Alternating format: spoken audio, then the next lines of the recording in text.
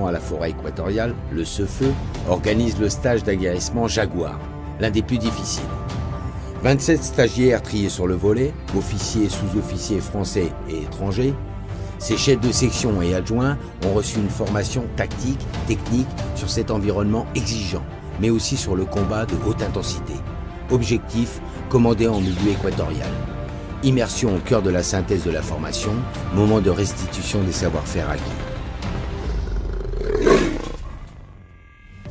On commence avec une partie vie en forêt qui dure à peu près 3 semaines, avec un petit volet aguerrissement. Si on prend la globalité de tout ceci, ça dure environ 4 semaines. Et après, on enchaîne sur 4 semaines essentiellement sur la partie combat. Nous ici, l'objectif c'est de former des chefs de section qui sont capables d'interagir en forêt. Le but, former des chefs. Ils vont ici être mis en situation de commandement.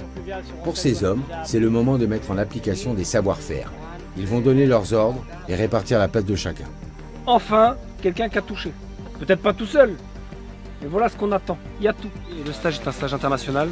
Des stagiaires qui viennent d'Europe, qui ont très peu de connaissances du milieu.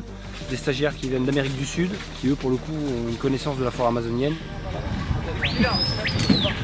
Nos stagiaires qui sont provenant des FAG, des Forces armées en Guyane, majoritairement au 3e REI et le 9e RIMA. Pour eux, l'essentiel, ça va être de mettre en application certains procédés sur la mission Harpie. Alors forcément en redescendant l'intensité du combat, en cas de projection dans la sous-région, être en mesure d'intervenir en remettant en condition les savoir-faire qu'ils auront appris ici. Un chef de section doit être en capacité de décider en situation d'extrême fatigue. Chaque stagiaire va donc être évalué sur ses capacités. L'adaptation au terrain est permanente et exigeante. Dans les marécages de la jungle ou sur voie fluviale, le transport des soldats et de la logistique est un véritable défi. Pour la progression, ça commence fort et ça continue, s'accélère après. Donc le stage, il est déjà un bon moyen de se remettre en question au niveau physique. Avec tout l'équipement, sac à dos armement, ils sont chargés, ça rend la progression très difficile. La particularité de la Guyane, c'est sa physionomie multimilieu. En peu de temps et d'espace, les stagiaires passent du combat sur les fleuves à un léon dessiné en forêt. La difficulté principale de ce stage, c'est sa durée. Durant 8 semaines, les organismes vont être mis à rude épreuve. Et la grosse différence, encore une fois, c'est le milieu. Les délais, là où on va faire 5 km en 1 heure en Centre-Europe, ici ça sera en 1 heure, on fera qu'1 km ou 500 mètres.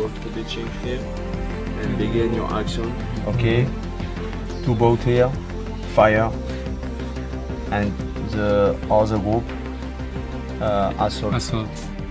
On rentre vraiment plus dans le détail en combat forêt, combat haute intensité contre guérilla, survie en forêt équatoriale, de jour comme de nuit. 23h55, les stagiaires préparent leur matériel et embarquent dans les pirogues. Leur but, un village au cœur de la jungle. Après 1 heure de navigation, l'objectif est en vue.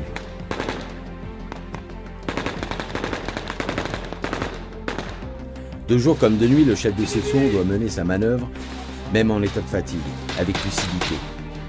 Dans le déroulement de l'opération, chacun connaît le rôle qui lui a été attribué lors du briefing. Sierra India, reçu, Sierra India, continuez.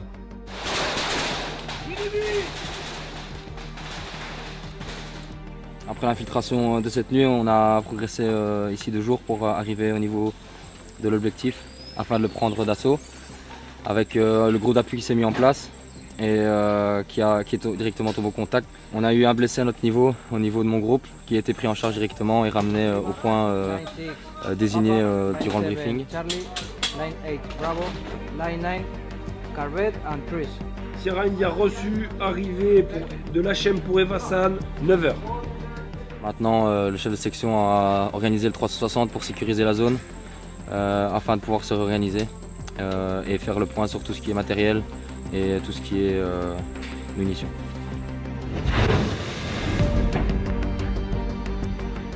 Après 1 mois et demi de stage intensif dans l'enfer vert, direction l'île du Salut. La fatigue se fait ressentir. Pour ces soldats, si le décor change, le processus de restitution, lui, est toujours le même.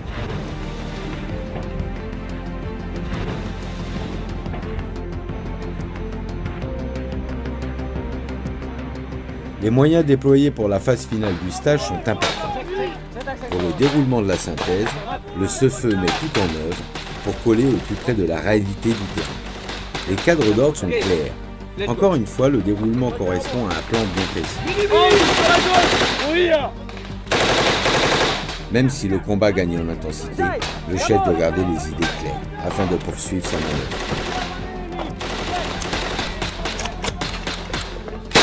Le premier groupe a repoussé l'ennemi hors du village. La fouille des bâtiments est effectuée, la zone est sous contrôle. L'entraînement a porté ses fruits. Vous l'avez compris, le combat c'est fini. Je suis content parce que la majorité vous avez été au bout. On a commencé à 27, on est 21.